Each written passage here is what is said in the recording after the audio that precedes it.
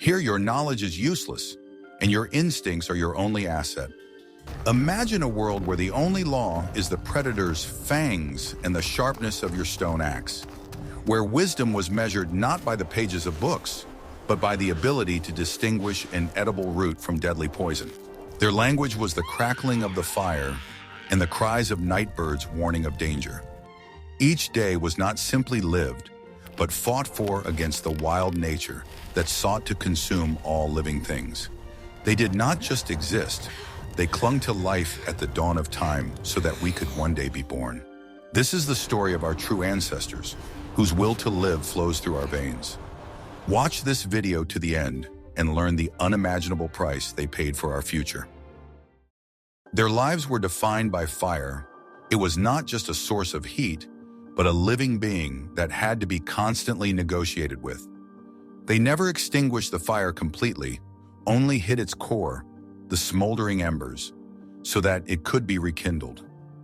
This process was a sacred ritual passed down from generation to generation. Keeping the fire going was a collective responsibility, and its extinction was considered a bad omen that could have serious consequences for the entire tribe. Modern people, accustomed to the instant flame of a lighter or matches, would not even be able to understand how valuable this skill was. Their attempts to start a fire by friction would probably have been unsuccessful, and they would have quickly given up, lacking both patience and the necessary knowledge of materials and techniques. The process of obtaining a new flame was laborious and time-consuming, requiring not only strength but also precision. The ability to light a fire from nothing was a rare gift, available only to a select few. Most of the tribe did not know how to do this, and their lives depended on those who maintained the eternal flame. Modern people, accustomed to the instant flame of a lighter or matches, would not even be able to understand how valuable this skill is. Their attempts to start a fire by friction would probably be unsuccessful, and they would quickly give up, lacking both patience and the necessary knowledge of materials and techniques. They would not know that this requires dry tinder, for example, from birch bark or a tinder fungus, soft wood for a board and hardwood for a spindle, as well as constant, even pressure and speed. Their hands, unaccustomed to monotonous physical work, would quickly tire, and their fingers would be rubbed raw. They did not know what matches or lighters were. They made fire using primitive tools such as a bow and a wooden stick. This required concentration, patience, and a deep knowledge of the properties of wood, the force of friction, and an understanding of how the wind affects the first sparks. Fire was the center around which their entire lives revolved. It had its own language, flickering glimmers in the darkness, the warm dance of shadows, the crackling of twigs that told them the fire was alive and strong, and the smoke rising to the sky was their only way of communicating with other tribes. It was a sign of life, strength, and unity. A modern person who could not read these signs would be left alone with nature, unable to get help. They would not be able to understand that a certain shape of smoke could mean danger, prey found, or gather here. Their relationship with fire was almost sacred. The elders said that in cold seasons, fire saved them not only from the cold, but also from predators who did not dare to approach the light. All members of the community gathered around it, sharing food and stories. At that moment, fire was not just a flame, but an invisible thread connecting everyone into a single whole. Modern people accustomed to individualism would not be able to understand this sense of community. Their attempts to survive alone, without the support of the tribe, were doomed to failure, because in their world it was not the strongest who survived, but the most social. Moreover, their disregard for the rituals surrounding fire could be perceived as disrespect for the spirits or even as witchcraft, which would result in immediate expulsion. Fire was also their main protection. Cold nights were full of dangerous sounds and rustling noises. Without the flames, they would not have survived an hour. This knowledge was as important as the ability to hunt, and it was passed down by word of mouth from generation to generation. They believed that fire had its own soul. A modern person who does not believe in spirits would not be able to understand this. His attempts to explain that fire is just a reaction would be taken as nonsense, and his inability to keep a fire going would lead to his expulsion. Without fire, in the conditions of the Ice Age, he would have died of hypothermia within a few hours. Or he would become easy prey for predators such as cave lions or wolves, which roamed freely in the darkness. What do you think about this? Could you live knowing that your survival depends on a tiny spark? Share your thoughts in the comments. Their lives were inextricably linked to the earth, which was not just soil to them, but a living organism that provided food. They didn't eat everything. They had their own rules. They knew which berries were edible, which herbs were healing, and which were deadly. Their knowledge was so deep that they could predict where and when the roots or mushrooms they needed would appear. This knowledge was their most valuable treasure. Modern people, accustomed to grocery stores, would not even be able to determine whether a plant is edible. Their knowledge of nature is limited to garden plants, and their attempts to find food in the forest would lead to poisoning or death. They would not be able to distinguish poisonous hemlock from edible watercress, or deadly hemlock from harmless wild celery. They had no books or textbooks. All their knowledge of plants was passed down from older to younger members through stories, songs, and practical lessons. Every member of the tribe, even the youngest, knew what an edible berry was and what a poisonous mushroom was. They were part of the ecosystem, and their survival depended on how well they understood their land. Modern people, accustomed to the internet and books, would not be able to absorb this information. They would not be able to remember all these names and properties, and their attempts to use this knowledge would lead to mistakes. Without the ability to Google or read instructions, they would be completely helpless in the face of unfamiliar flora, where any mistake could be fatal. But what happens when their secret reserves are suddenly depleted? When the long, cold spell leaves no trace of anything edible, and they have to find other ways to feed themselves? They have to rely on their instincts, on knowledge that has been forgotten, or on the memories passed down from their ancestors. Modern humans do not have these instincts. Their bodies are accustomed to regular meals, and their attempts to survive without food would lead to exhaustion and death. They would not know how to survive a period of famine, when even small rodents hide and plants freeze under thick snow. Their survival depended on their ability to read the land like a book.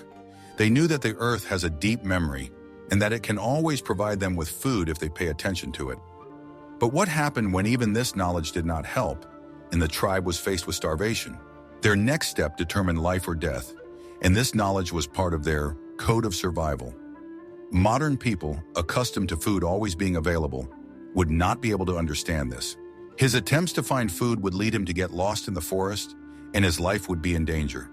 He would not be able to find the roots or lichens hidden under the snow that could save him from starvation, because his eyes were not trained to see these subtle signs of life. Their world was a world without compasses or maps. They navigated by the stars, the movement of the sun, and the wind. Their navigation was so accurate that they could travel hundreds of kilometers through unfamiliar territory and return back. This knowledge was not just a skill, but part of their worldview. Modern people, accustomed to GPS and navigators, would not even be able to understand how this is possible. Their attempts to navigate by the sun or stars would be inaccurate, and they would quickly get lost. They would not be able to determine the cardinal directions without their familiar tools, and their sense of direction, dulled by technology, would fail them within the first few hours. They believed that each constellation had its own story, its own character, and its own purpose. They did not simply look at the stars. They saw their ancestors, their gods, and their destiny in them. They knew that the stars could tell them when the cold would begin, when it was time to hunt, and when it was time to leave. Modern man, who looks at the stars as a mere cluster of celestial bodies, would not be able to understand this. His attempts to find meaning in the stars would be futile.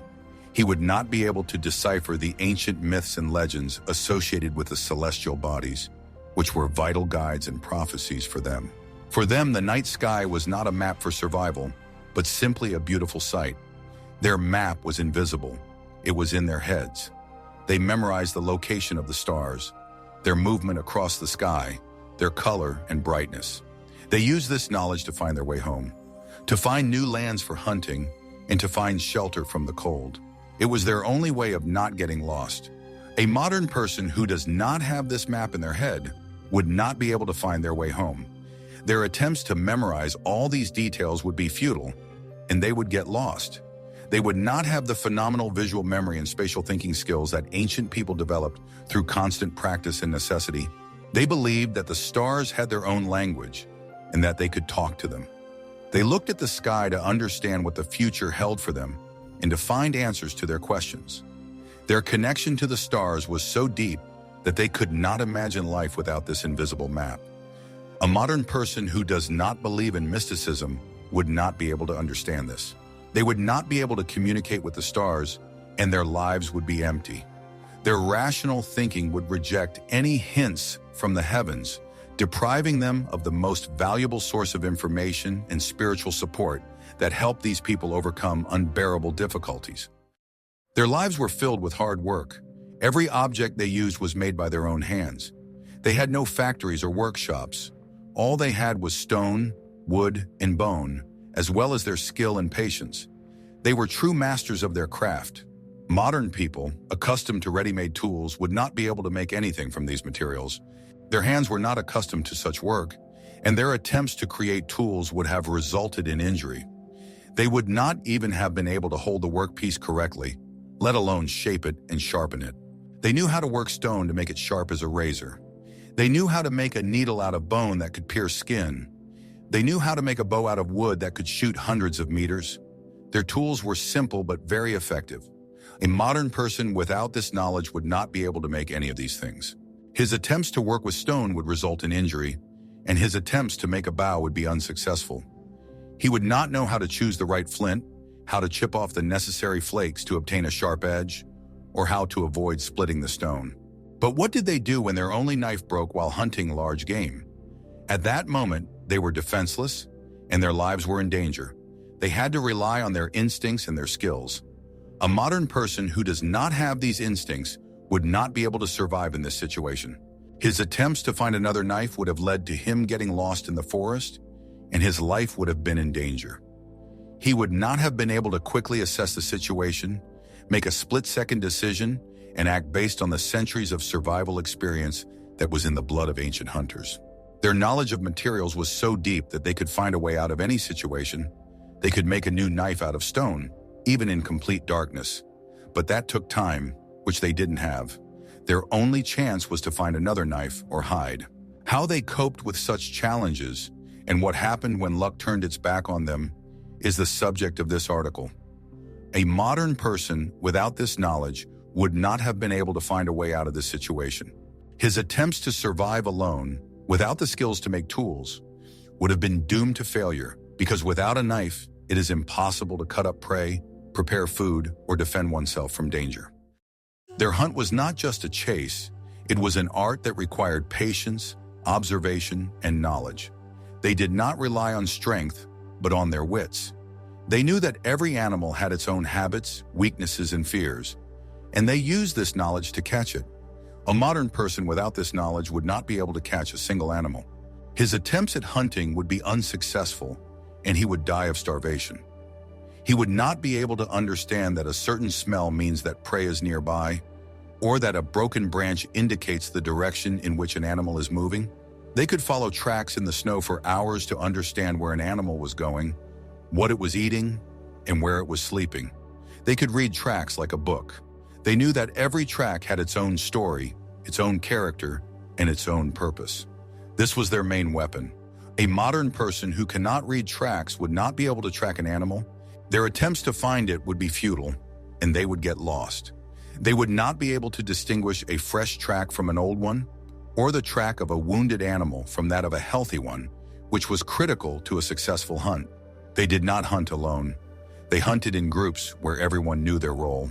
One tracked the beast, another distracted it, and a third struck the blow. It was not just hunting, but a real operation where every step was thought out. Modern man, accustomed to individualism, would not be able to work in a team. His attempts to hunt alone would lead to his death. He would not be able to understand the complex system of signals and gestures used to coordinate actions during the hunt, and his lack of understanding would lead to the failure of the entire operation. They believed that every animal had its own spirit, which must be respected. They did not kill for pleasure. They killed to survive. They thanked the animal for giving its life so that they could live on. Modern people who do not believe in spirits would not be able to understand this. His attempts to explain that it was just an animal would be taken as nonsense. He wouldn't be able to take part in the rituals that happened after a successful hunt to thank the animal spirit, and his lack of respect could cause the tribe to dislike him. Their lives were filled with rules that were unwritten but as important as their lives. They lived in communities where everyone knew their place. The elders were their leaders, and the hunters were their protectors. And every member of the tribe had a role that was important for survival. A modern person accustomed to individualism would not be able to fit into this system. Their attempts to break the rules would lead to their expulsion. They would not be able to understand that personal ambitions and desires must give way to the interests of the entire community, because that was the only way to survive in the harsh conditions of the Ice Age. Their hierarchy was not just power, but a system that allowed them to survive. They believed that if everyone did their part, everyone would be safe. They had no conflicts because everyone knew that their place in the community was determined at birth. Modern people who believe in equality would not be able to understand this hierarchy. Any attempt to change it would lead to death. They would not be able to understand that the elders made decisions based on years of experience and wisdom, not personal preferences. Any challenge to their authority would be seen as a threat to the stability of the entire tribe. But what happened when someone broke these unspoken rules? When someone tried to take someone else's place, or when someone tried to claim someone else's prey? At that moment, the entire community was threatened. A modern person, accustomed to having their rights protected, would not be able to understand this. His attempts to appeal to the law would be pointless. He would not be able to understand that in their world there were no written laws, and justice was determined on the basis of collective agreement and tradition. Their way of maintaining order was as harsh as it was necessary, and it is this knowledge that is key to understanding their society. A modern person, accustomed to prisons and courts, would be unable to comprehend this system. Their attempts to explain that it was unfair would be met with a wall of incomprehension. They would not be able to understand that expulsion from the tribe was the most severe punishment, since surviving alone in the Ice Age was virtually impossible. Anyone who disrupted the harmony of the community became a threat to everyone. Their clothing was not just clothing, but a second skin that protected them from the cold. In the conditions of the Ice Age, where temperatures could drop to extreme lows and the biting wind never let up, clothing was not a luxury, but a necessity. It served as the only barrier between their bodies and the deadly environment. Without adequate protection from the cold, a person from the modern world would die of hypothermia in a matter of hours. They had no factories, and all their clothes were made by hand. This process began with a successful hunt, followed by the laborious and dirty work of skinning the animal, cleaning it of meat and fat, and then stretching and drying the hide. Each animal, whether mammoth, bison, or deer, provided unique material that required a special approach. Modern people, accustomed to ready-made clothing, could not even imagine such a volume of work. Their attempts to process the skin would result in it becoming stiff and unsuitable for wear. They would not have known how to scrape the skin properly to remove all the tissue without damaging it, or how to stretch it to prevent shrinkage and cracking. They used animal skins, which they processed to make them soft and warm. Various methods were used for this purpose, including chewing the skins, rubbing them with animal fat or brains, and smoking them over fire to give them water-repellent properties and additional softness. These methods required a deep understanding of the properties of the materials and many years of experience. It was a very laborious process that required patience and skill. Modern people, who are accustomed to ready-made clothing, would not be able to make it. Their attempts to process the skin would result in it becoming stiff and unsuitable for wearing. They would not be able to achieve the necessary elasticity and insulating properties, which would make the clothing useless in harsh climates. They had neither needles nor thread in the modern sense. Instead of metal needles, they used thin, pointed bone awls or sturdy plant spikes to pierce holes in the skin. Animal tendons, which were split into thin fibers, or strong plant fibers such as nettles or willow bark, were used as thread. They sewed clothes so that they were not only warm, but also comfortable. They knew that their clothes were their only protection from the cold. A modern person who does not have this knowledge would not be able to sew clothes. Their attempts to use modern materials would be useless, and they would be left without protection from the cold. Their thin synthetic fabrics would not withstand the harsh conditions, would quickly tear, and would not provide the necessary insulation. Their clothes were not just clothes, but their history. Each piece of clothing was marked with symbols that told who they were, where they came from, and what they did. These could be images of successful hunts, totems of their clan, or protective charms made with natural pigments. Clothing served as a kind of passport and chronicle of life. It was their only way to preserve their history. A modern person who does not have this history would not be able to understand this. Their clothes would be just clothes, devoid of deep cultural and personal meaning. They would not be able to read these symbols and understand their meaning, which would further alienate them from the tribe. They believed that every piece of clothing had its own spirit and that it could protect them from evil forces. They did not wear clothes made by strangers, fearing that they might carry foreign, possibly hostile spirits or diseases. Trust was a key factor in their community. They wore clothes that were made by their own hands, their family, their community. This strengthened their sense of belonging and common purpose. A modern person who does not believe in spirits would not be able to understand this. Their attempts to explain that it was just clothing would be perceived as foolish, and their disregard for these beliefs could cause suspicion and rejection by the tribe. Their lives were governed by the rhythm of the changing seasons. For them, there were no abstract numbers or dates, only a deep, intuitive understanding of natural cycles. Each day was lived according to what nature dictated, not artificial timeframes. They had no calendars, but they knew that each season had its own character and its own rules. Their calendar was engraved in the heavens, in the behavior of animals, and in the growth of plants. They read it by the stars, by the phases of the moon, by the direction of the wind, and by the first signs of melting snow. They knew when the cold would begin, when it was time to hunt, and when it was time to leave.